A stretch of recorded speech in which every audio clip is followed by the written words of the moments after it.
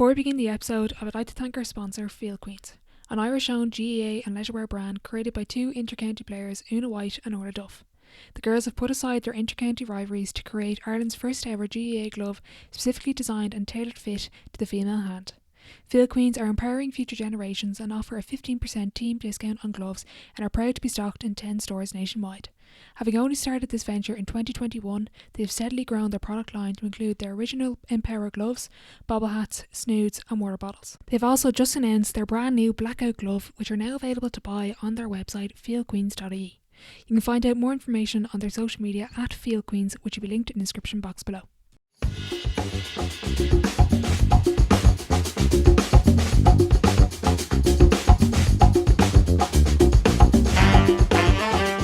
Welcome back to the Sideline Live podcast.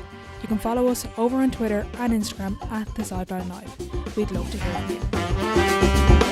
On episode 67, I am delighted to be joined by Cork senior ladies footballer and 2021 All Star Erika O'Shea. On this episode, we discuss not being selected for underage panels, her minor inter-county debut, talent versus work ethic, basketball, and so much more.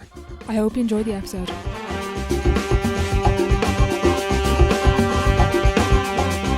Erika, thanks a million for joining me on the podcast.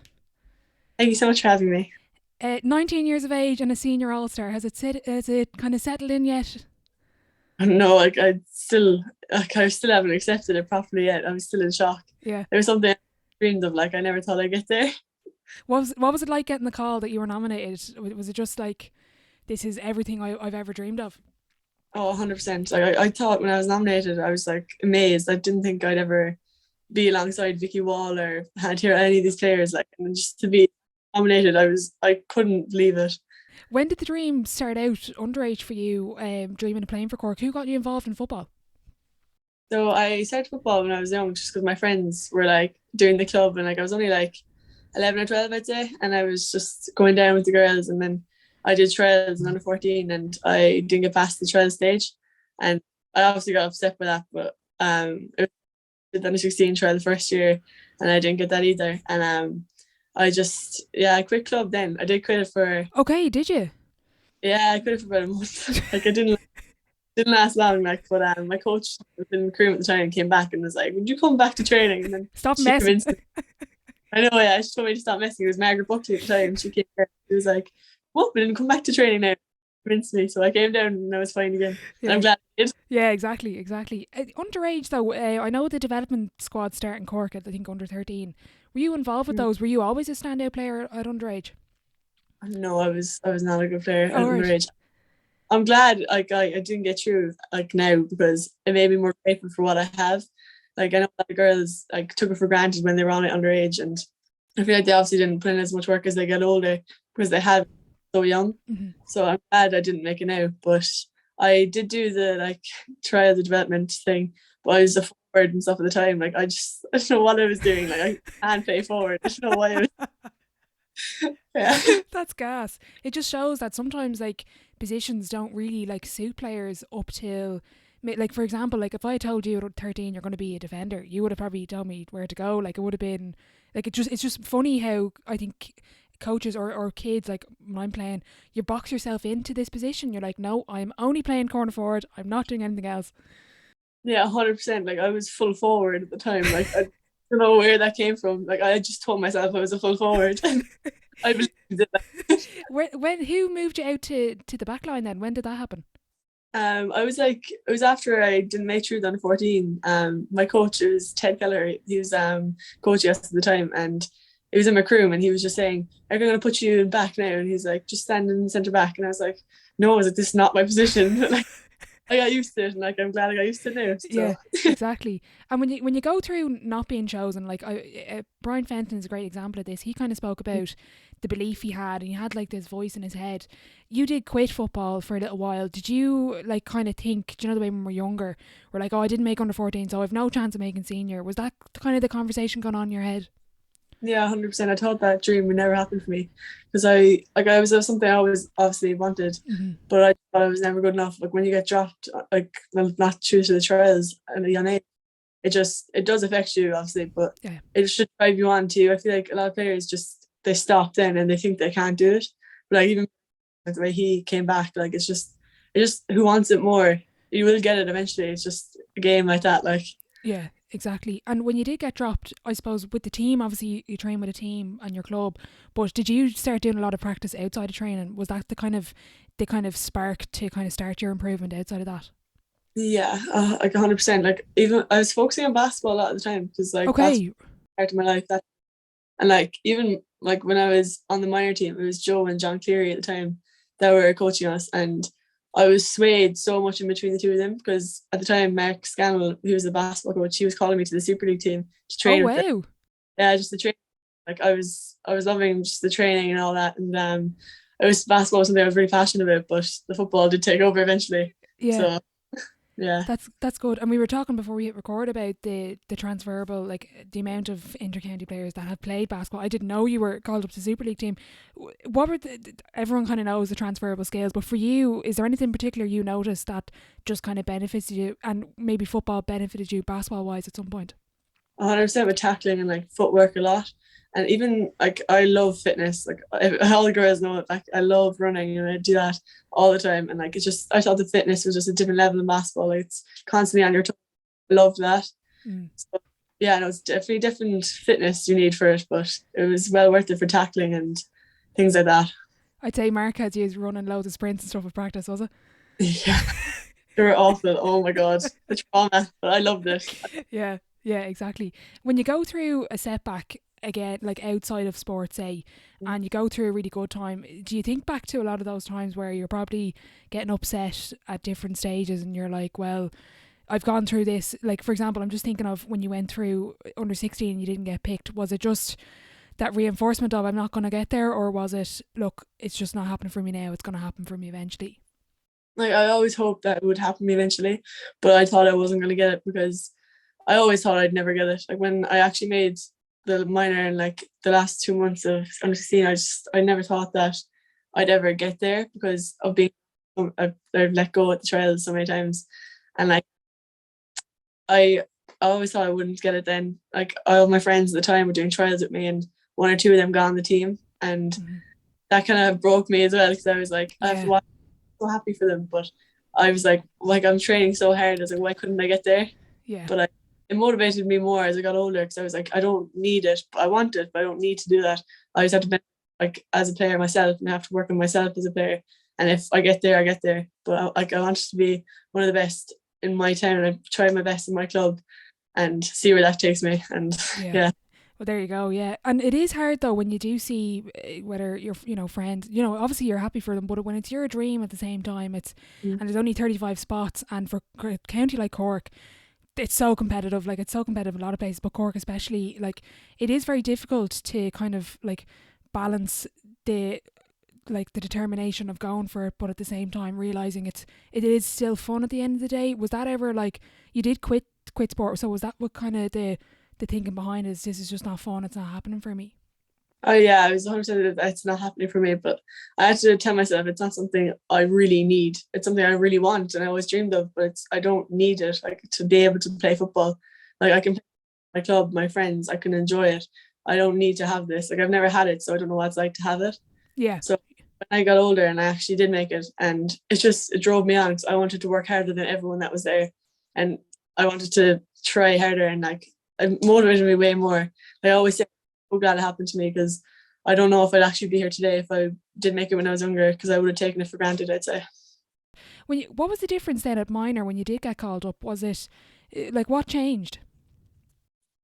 Um, like work rate and stuff, I'd say definitely changed. Like me, like I put in for the trials that time. I went running on the treadmill. I went running down the park. I really tried to get there, and Okay, at underage, like I was a bit chubby, okay, I didn't know that. and it was full forward, and like I just the whole thing was not working for me. You were the traditional full forward. But like it just wasn't working for me. And like when I got older, like I actually put in effort before the trials. I went running, I went training myself, like because at my club because we finished early that time, and I was just kept going myself just to see if I could do it if I worked hard enough, Yeah. and it did work out. Sorry, No, recall. you're all good. You're grand. And when you went to the pitch to practice, like you're obviously doing your running, but what sort of skills or kicking practice were you doing? So like I'd be a lot of ball handling because that was like something I'd really mess up on, like catching a first goal. So I Okay. even just simple things like kicking off the wall, I found really beneficial for me, like even overhead and stuff, catching that way. That was something I really like practiced, and like even just kicking, like straight kicking into your hand, like getting on target. Yeah. Like back in like the Dublin players, you'd see how accurate they're, and that's what I want to work on and see if I can get there. Yeah, brilliant. And was that something that you just kind of did yourself? It was like, I'm just going to try it here, or did you take influence or inspiration from anyone else in their training? But yeah, definitely like going to Cork matches. Like, oh, if you saw 2016, it was the Cork were playing at the time, the girls, the seniors, and I was like a super fan. I wore red and white face paint. It's You're one of them. oh, if you saw the pictures, oh my god! And like I was a super fan. And, like I'd see the girls and like just the way they're so passionate about their sport, their work rate, and how they can just take control of a game like that so easily. Like they won the All, and I see girls like that, and like that made me want to work harder. Mm-hmm. Yeah. I found there a couple of years later. Yeah, and what? Who was your role model growing up? Was there any particular player that you looked at on the Cork team? I know that like in the team we're talking about, God, the 15 players, even some on the bench were just phenomenal. But was there any particular standout for you? Definitely Orla Finn and Ciara Sullivan. Just those Okay. two always stood out to me because they've been there now with a good few years. Yeah. Those players stood out for me, and it's amazing that I looked up. Like I always say, it's like I idolized them growing up. Like I did. I remember asking like my mom, could I try to get a picture with her? And like at the time, I couldn't put such a big line. It was like going up to the actual match like after, and like now just playing alongside them, I'm just like I'm still amazed, like because they're Yeah. just so good. And, yeah. Did you Like send them? Did you send them the picture you have with them? I didn't get the picture. I like Oh, you didn't. Oh, sorry. I know I was heartbroken. I got a picture of Breach Corkery though, so that was just as good. Yeah. Just as good. Yeah, exactly. So when you got to minor, what was it like going into the setup? Were you one of the only ones that weren't selected previously, or was there a couple of yous? I say there was about two or three that never made any Okay. like, under 14 and stuff like that. Like and like it was grand. Like I was saying that like underage. Like one of my favorite quotes is like hard work beats talent when talent doesn't work hard enough. Yeah. It's like under 14 level, there's all these players that are like so naturally talented, and I feel like a lot of girls have so much wasted potential because they don't put in as much effort as they get older. Yeah. Like because like college and stuff happens, and Yeah. Life gets busy. yeah, everyone's busy, and like it's just, I feel like all the natural talent is just wasted like that. So I feel like it's so important for girls to remain in sport and to put effort into their sport as they get older. And like, yeah, definitely, I feel like that's such a big aspect of when you're growing up. And like as you get older, then I feel like work rate just completely takes over. It's who works hard enough, who wants it more. Like natural just so good when you're younger and stuff, but it's who will put in the effort and will put in the work. Yeah, exactly. It's like that argument.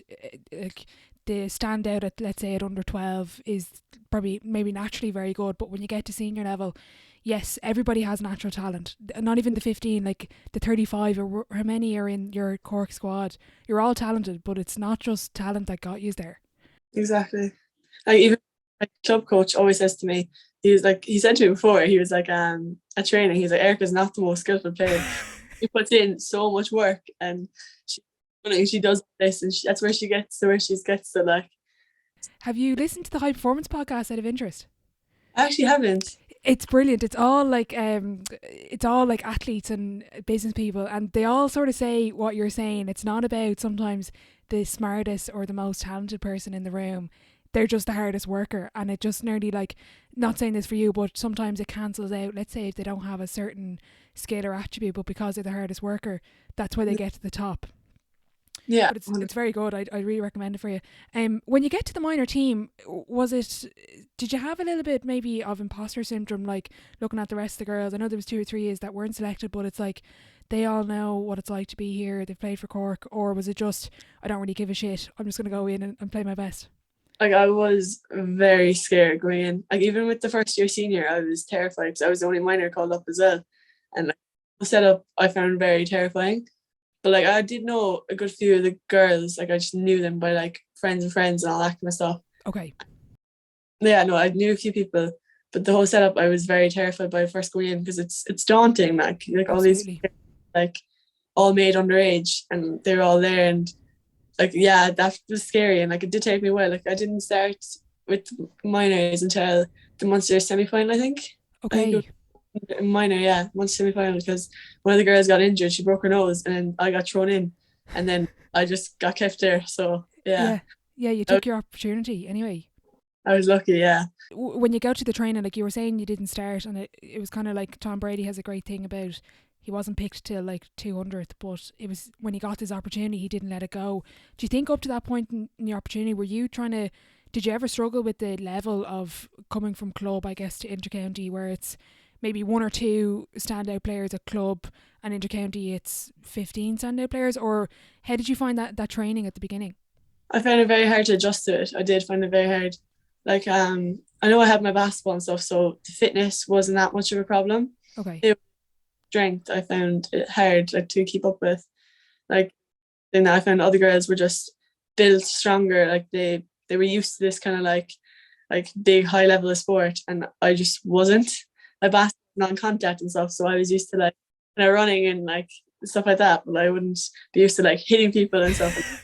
I had to toughen up eventually, so it worked out. Well, you've definitely toughened up since. I don't think there's still a complaint about that. When you go through the minor team, you mentioned there you were the only one called up to the senior panel.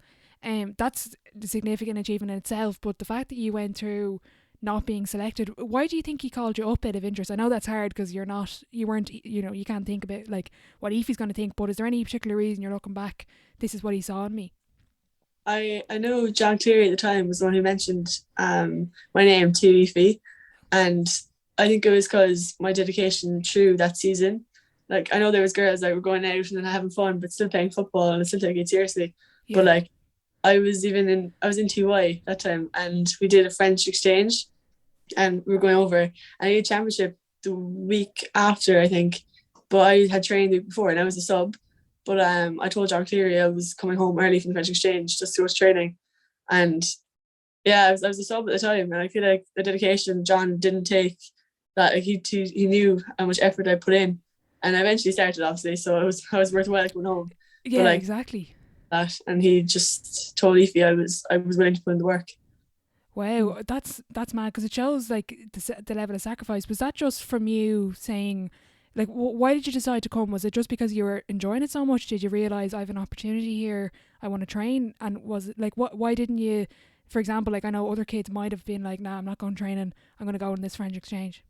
Yeah, I remember people at the time, even back home, they were like, "Are you mad coming home?" Because I was so like, I remember they were like telling me, they were like, "Why won't you just stay in France? Like it's only so I had to pay extra €100 to come home because I had to pay for the flights home again because I Yeah, already had the flight booked."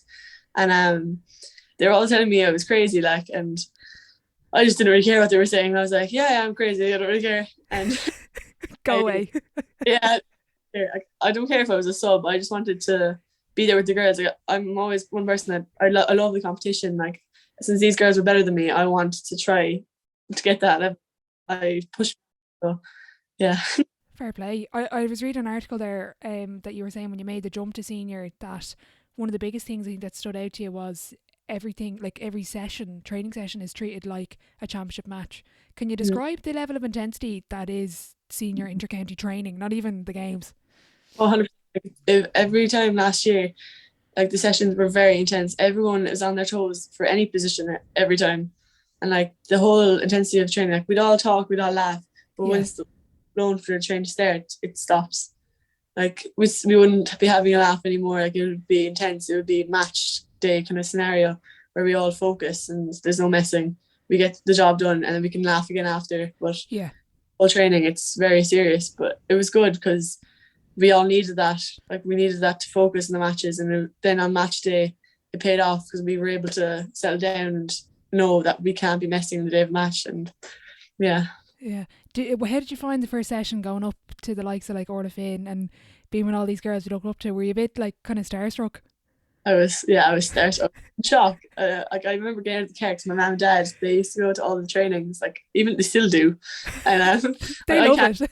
I can't drive, so they go to all the trainings. The two of them go together, like, and they sit together and watch all the trainings. I remember the time they were starstruck too. They were looking at all the players, and Aoife and Paddy, like coaches actually used to laugh, like because their mum and dad they were like cup of teas in the car just watching them. They were just in awe, like, and yeah. even the first training, I was terrified. Like I walked in, all the girls were so lovely. They Yeah. all knew I was scared. Like I was sitting on my own in the corner of the change room. I never did it, and I was just kind of like really quiet, looking around. And Sarah Leahy, one of the girls, came up to me straight away, and she was like, "Hi, I'm Sarah," and whatever. And she was talking away, and it just made me feel so much at ease. Like, Yeah, that's good. I was going to ask actually, did you sit in someone's seat by accident? I think I had someone on before that sat in like some particular player's seat or something on their first session. It was gas. it's so awkward. I'd be so scared. Oh. And what was it like? Like even you say your parents, were they sort of like the biggest influence on your career? Because I was going to mention there's a lovely story in the article where they drove to Croke Park to sit outside and listen to the match, the All Ireland final on the radio last year. Yeah, no, they definitely were a big influence, because I wouldn't have been able to do anything without them. Like they take me to the trainings, take me to the matches, anywhere I need to go, they take me, and they do everything for me, and I'm so grateful for it. But Yeah. I even had that league final last week against DCU in Leash. Oh, very good. Yeah. Yeah, we lost, but Oh. my aunt drove the whole way up just to watch it, and it was pouring rain. They were standing Oh. and they got absolutely destroyed, like drenched. They'd go to any place for me, I know they would. And like they sat outside Croke Park so many times just listening to the radios, doing all this, and yeah, having their tea in the car every session. That's so cute. Did they play? Did either of them play football? No, they actually didn't. No one in my family plays sports. Oh, My sister, really? yeah. Okay. What was the influence for you then? Was it just to get her out of the house, or what kind of stood out? I don't really know. I was always a tomboy. Like Okay. I home, like the rest of them would be all like fashion and clothes, and I like dressing up and stuff now. Like I'd put on nice clothes, whatever. But underage, Yeah. I was like, get away from me, no dresses, no. And I was always like, give me football and I'll go out there. Like Yeah. no one play sports. They all did, like when they were younger, I'd say like 10, 11. Like my sister did running and stuff, but Okay. as they got older, it was never something serious. Okay. Yeah. Okay, that's interesting. When you go into the senior setup, you were the only minor called in, and you ended up establishing a starting place, which is very impressive. What kind of goes into the gap? I kind of call it the unseen hours that when you go into an inter-county squad. Like I had an interview with Robbie McDade, and it took him 7 years to play for Dublin. He was training every year in and out, but why did it happen so quickly for you? Was there, like, you obviously were moving pretty well in training? Like I was just, I feel like it was luck, and like the lads gave me a chance, and I took it when they gave it to me. But I think it was, as well, I always worked on fitness, and I was quick and fast, and that's what they wanted to bring into the squad. They wanted someone fast and nippy who was able to sprint, and like I said I'd do that. So I obviously did that, but strength was obviously a big point for me that I felt like I was very weak in. Okay. And it's something I'm working on now with Shane as well. Like all of us are just working on strength a good bit this year, because it was something we lack in, or I lack in anyway. Okay.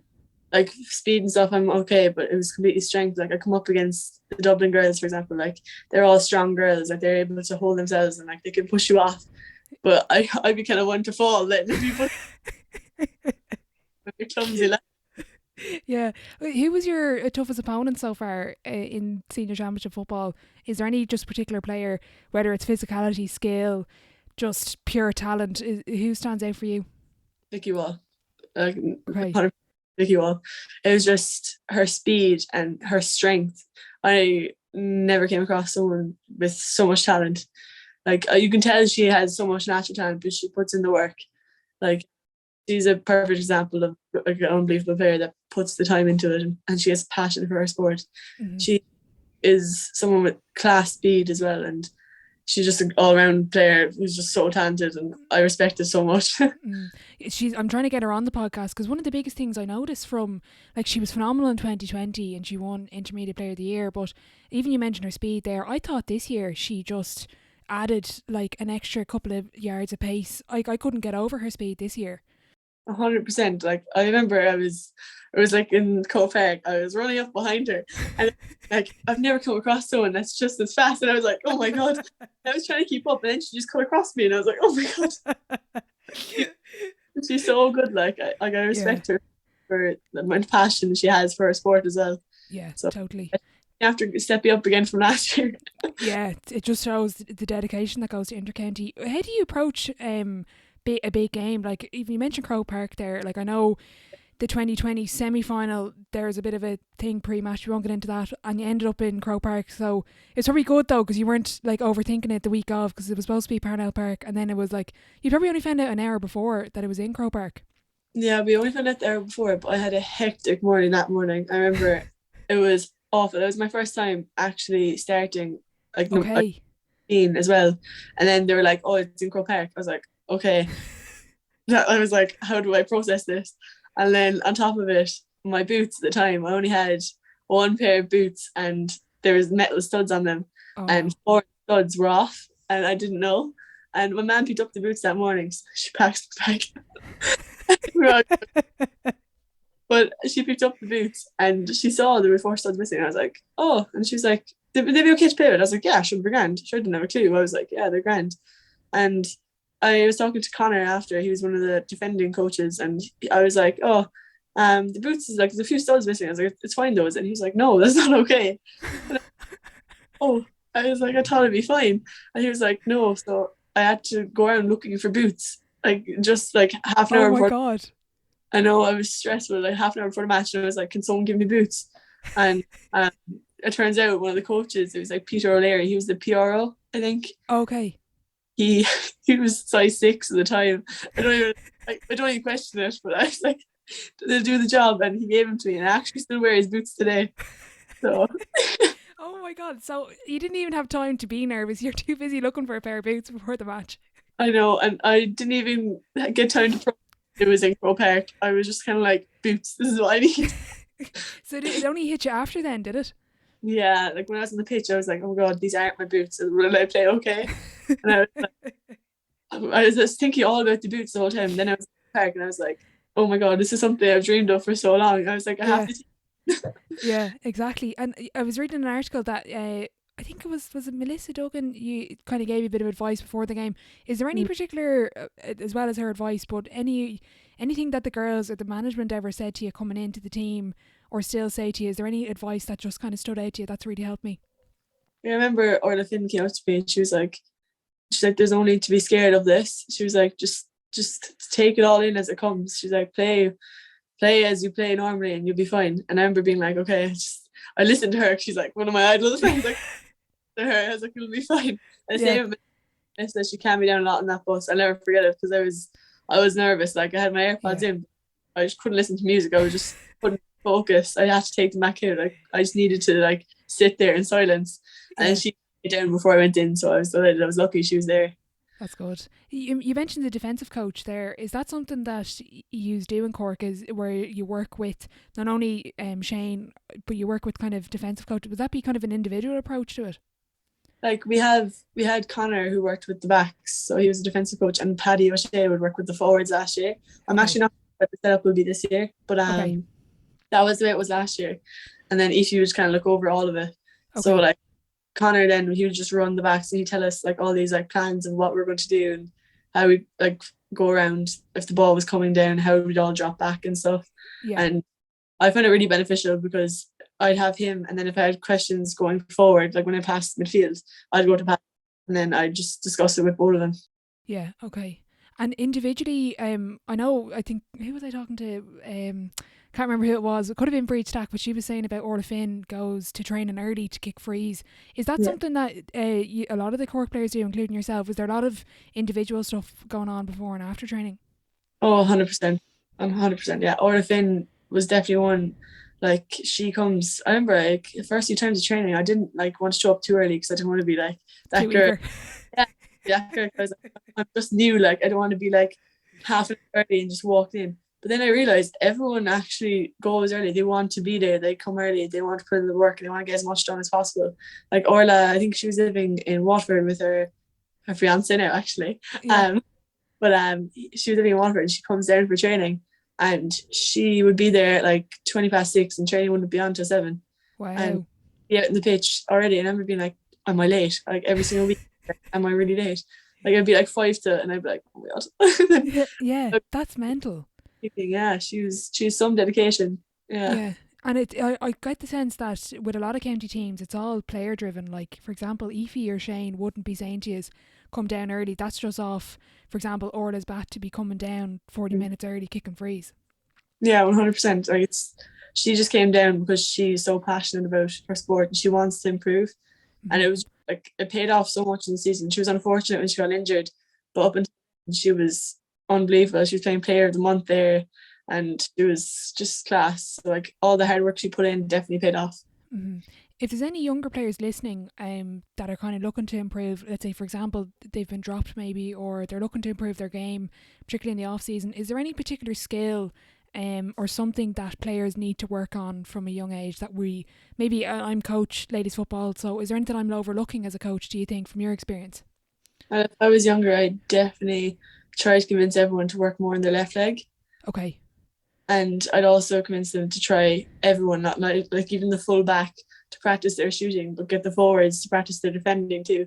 Because Okay. it's so important for players to be able to play all over the pitch. Yeah. Like the coach needs someone for this position. You want to be the one starting. You want to be the one to fill that position for them.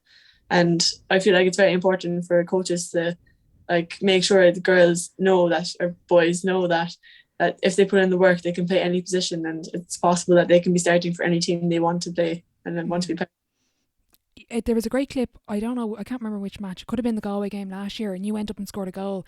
Do you think that ladies football is kind of moving towards, similar to the men, sort of this positionless game that it doesn't really matter where you're playing on the pitch, you kind of need to do everything? Yeah, I remember that actually goal. I think that was Mr. Duggan's goal. I passed it to her and she got it in. Yeah, I think it was that one, yeah. Yeah, she played so well that day. Like I think it's so important, even the way, like at that time, like if I didn't run up and Melissa was there at the right time, like the right spot, but we practiced that. We practiced how defenders should finish, and she finished it perfectly. Like it's just like so important that backs know that they're not just a back, that the forwards are stuck, and when there's such tight defenders marking them, that the backs need to come up and step up and help them, just like the defenders need to help drop, the offensive players need to help dropping back. Like it's so important that we work as a team. Mm-hmm. When you go in for a tackle, something that I particularly enjoy as a coach, teaching younger girls, is the timing. Is there any particular trick that you use, or do you talk like your kind of self-talk going into a tackle? How do you time it? Because unlike the men, it's very defined when you can and can't tackle in ladies football. Yeah, I think then is something definitely I'd tell younger girls to practice as well, because it happens to me sometimes. Like I just swing the arm over, like, Yeah. but it's automatic free. So like I think it's very important that girls know that it's just so much easier just going in your hand the whole time. But the timing, I definitely wait till someone solos. It's just so much easier because like you know they're going to hesitate because they're going to hold the ball. So I feel like when you wait for them to solo or wait for them to kick the ball, when they look up, they're not focusing on the ball. So that's time to swipe in. Mm-hmm. Brilliant. So, anyway. And would you like to see, like a lot of players are calling for more physicality in ladies football? I know you were saying that you're working on your physicality, but is that something as a defender that you would like to see more of, kind of letting the game go, maybe potentially bringing in like a shoulder, for example? What do you think of it? I would like that, to be honest, because like I want to work my physicality anyway. So if I could just love it, because I feel like girls football is very stop go. Yeah. Mm-hmm. Like it's fine, but I feel like a game would be so much more enjoyable if it's just let float and constantly moving. And I don't know, I feel like we benefit more from that. Like the shouldering, I think that'd be kind of good. To start taking people out. I'd be the one getting taken out of it, like, but I didn't do it. Brilliant. Do you think, we've kind of mentioned about, you mentioned coming home from France early, you're in college, you're training lots. Do you feel as if sometimes when you do make such a sacrifice for football that you've missed out on the typical, college year, let's say, in first year, or the typical sort of, I know it's difficult with COVID, but leaving cert experience in terms of going out with your friends and going out to nightclubs or whatever? Yeah, 100%. I do think sometimes I'm missing a lot, like because I have so many years, hopefully, in my career. Yeah. But like sometimes I'm like, am I really missing out? Like all these girls are going out tonight. I have training tomorrow. I'm not going to be going out. Like I missed my best friend's 18th and stuff like that for training. And like I wouldn't mind it, but it's just you do think about how many times you do sacrifice stuff.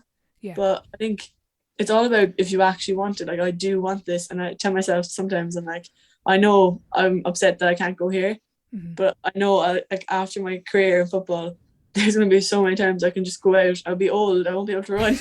Like, out myself. Like why can I just play now and enjoy myself? Yeah. I mean, whatever works for you. Brilliant. And out of everything with sport, all the ups and downs, what's the biggest lesson you've learned from being involved in sport? Sorry, I think you lost connection Oh, there. did you? Sorry. I was just Sorry. asking. No, you're okay. Out of all the ups and downs and everything you've been involved with sport, what's the biggest lesson you've learned from it? That failure doesn't mean actual failure. I feel like Yeah. that's something you actually need to process. Even now, like, it's like a failure does not mean anything. It just means that you have to come back. You have to focus on yourself more, and you have to see where you are failing and like come up from that and work on that and make yourself a better player. Because failure does not mean failure. And like Brian Fenton's a perfect example of that, obviously. Yeah. And like, yeah, it's just I definitely tell myself that when I'm younger, just to not take it so personal that it just gives you time to focus on you. Absolutely. Did you ever ask for feedback out of interest from the coaches at club or county level? Was that something you did at a younger age? I actually never did it at underage because I was just at the time I was just so heartbroken from it. Yeah. Hopped in the car and the amount of times Mum would times I've hopped in the car just hysterical crying after doing and stuff. And like stuff like that, I just like at the time it will get to me, but like I said now, I'm so grateful that it has happened. So grateful. But like yeah, it will get to you like underage obviously, but it'll pay off in the years to come hopefully that I'll take it. Exactly. Looking towards the future, you've already accomplished an All Star. I know an All Ireland medal is on your list as well. But what do you hope to do over the next? I'm going to say 10 years, but it's probably longer because you're only just turned 19. Well, I hope just to win a few All Irelands at Cork, hopefully. Yeah. And it's looking more positive because he's putting in a lot of effort now. So hopefully we. And yeah, like I would love to play AFL after my football career. Okay. I'd love to do that too. Okay. But I like it's obviously going to be years and years down the line. Like you look at Corey Staunton and those players, like they're just so talented. They're so like they're strong girls. So hopefully the strength will come. Brilliant. I'm going to move on to the sideline 7. It's the same 7 questions at the end of every episode. Question 1, what is your favourite quote? Hard work beats talent and talent doesn't work hard enough. Yeah. Brilliant. Question 2, what's the best sporting event you've been to? I think it would be that 2016 All Ireland when Cork won. When they beat Dublin, yeah. You have to mention that one. Sorry. It's all right. Yeah, no, I just that year, like all my friends were there. We got the big bus up and the red and white face paint was on. So. I want to ask quickly about, I won't dwell on it for too long, but the semi-final this year, Meath made that incredible comeback. I remember I was watching on the couch and with 5 minutes to go, when they announced Emer Scally as player of the match, I had the game written off. I was ready to go and do whatever else. What happened in the last couple of minutes from your perspective on the pitch? Was it a momentum shift? Did Meath just decide, right, this game isn't over? What happened in the last few minutes? I think Meath did step up and they did put it on us, and I think we just kind of relaxed a bit too much. Like we did, we were like, oh, like 5 minutes to go, whatever, like we're fine. But I feel like we didn't like push up as much as we should have. We didn't carry the ball. We were way too relaxed in the last few minutes. And fair play to Meath, they did come up and they took the game by the scruff of the neck and they got the. And you have to respect them for that too, because they caught us off guard, and like that kind of stuff will benefit us in the future. Like hopefully that we will not let that happen again, because like we're all saying it, like we're all out for blood, we're ready for this year. So Meath, watch out. Hopefully it won't happen this year. Exactly. Did you watch the final out of interest? What did you think of it? I did watch the final. Both teams were very, very good in the day, but Meath did stand out. They did push Dublin in the last few minutes, and I thought it was a great match to watch. And like Dublin are a team, so it just shows how much work Meath put in.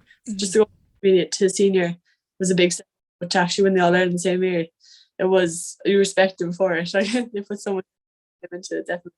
Do you think when they went into the final, because you played against them, would you have expected them to beat Dublin? And on the day, did you notice that their performance, because obviously in your game, until the last few minutes, they weren't maybe up to the mark, but do you think that they just elevated themselves another level that day?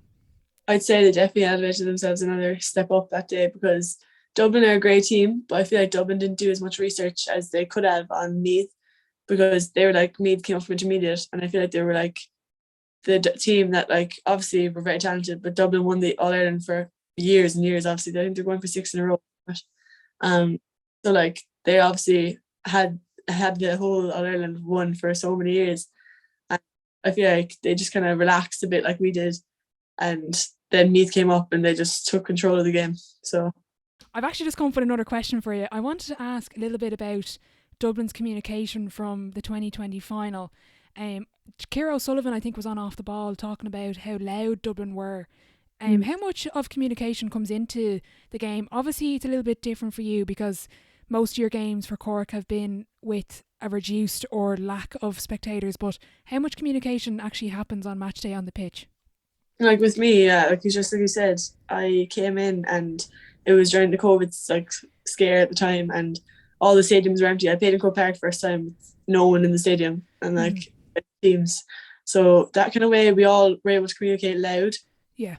We can all hear each other, and like it would actually echo in the stadium, which is cool. Wow. But, yeah, it was eerie, like, but it was cool. So like we had that, and like the communication would be really good about like Dublin are very they communicate so well. Like you could hear in the back line when their goalie is talking on the opposite side of the pitch, like they're very good.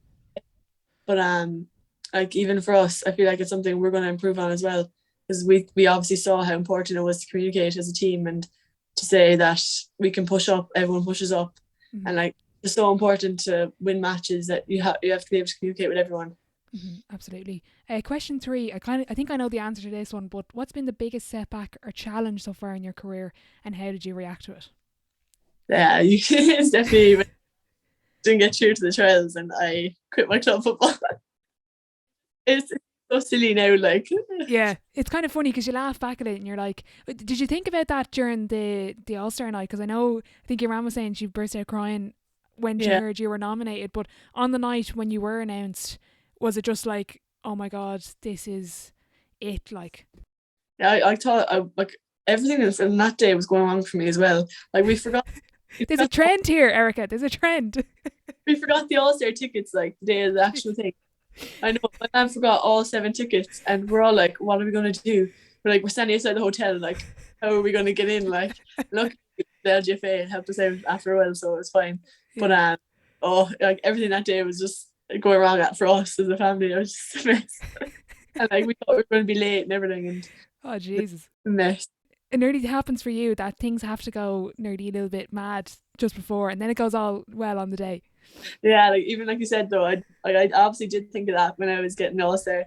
I did think of like when I was younger, I was like, if I could see myself now, I'd be in shock. Like I know I would, and my man hysterical that day, and my dad again, he wouldn't cry, but I knew he was getting there, and like my mum laughs about it too. Like even when they called out the All Star, like everyone kind of was hugging their family. I could see Hannah Tyrrell and she hugged her family, and then she'd go.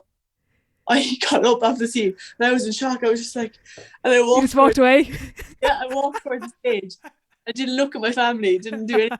Got up and walked, and they're all like, all right. So funny.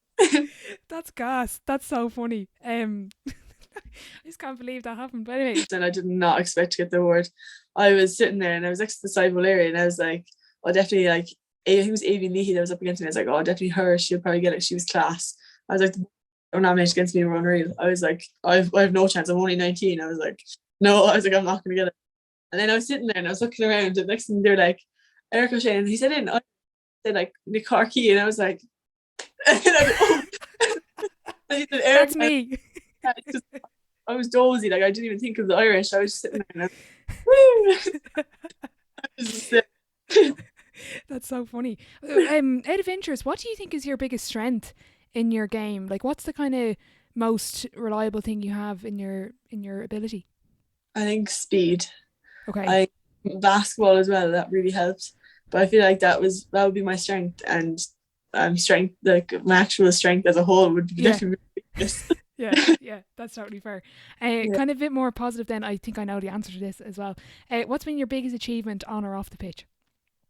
Yeah, I probably would be playing alongside the girls when I was still in my minor season. Like all the girls I idolised, and getting the All Star as well was just the cherry on the cake. Like I couldn't believe it. So that definitely be a great achievement. Brilliant. You're only 19, but looking back, what advice would you give your 18-year-old self? You've done a lot since then. 5 months ago. It feels like a long time ago. You know what, that would be the time we were playing the league final, and I wish I didn't play with fear. That would be something I'd tell like I was like obviously in the Cork setup, we're always kept on our toes, like I said earlier. Yeah. But I was just worried a lot, and I was overthinking that I wouldn't start the next game every single time. Even if I played well, I'd still be like, oh, I'm not gonna start. Or like I'd probably get taken off and someone else would come on. Like we've made Catalan in the subs and she was class. I was like, someone's gonna come on for me and they're gonna be better than me. But I wish I just relaxed and just took it in and like was grateful while I was playing. Like, yeah, I just feel like I overthought a lot and I wish I didn't. Yeah. Okay. Yeah. Would your like self-talk then be a little bit maybe not negative, but like going into a game, it's like, and I had a podcast with Hannah Tyrrell, and she spoke about when she steps up to her free, her self-talk is, okay, don't miss this. Would that be sort of similar to you? It's like, don't drop the ball, don't let this opportunity go. 100%. Like I doubt myself a lot, and I feel like if I go back to my 18-year-old self, you know, like I tell myself just to relax, like, and just, yeah, I really wish I backed myself more and just like even against the Meads, like I wish I just ran at them and like I wasn't scared of losing the ball. So like I feel like if you play with fear, like even Shane says it like at the training last day, he was like, we're not going to play with fear. He was like, fear gets you nowhere.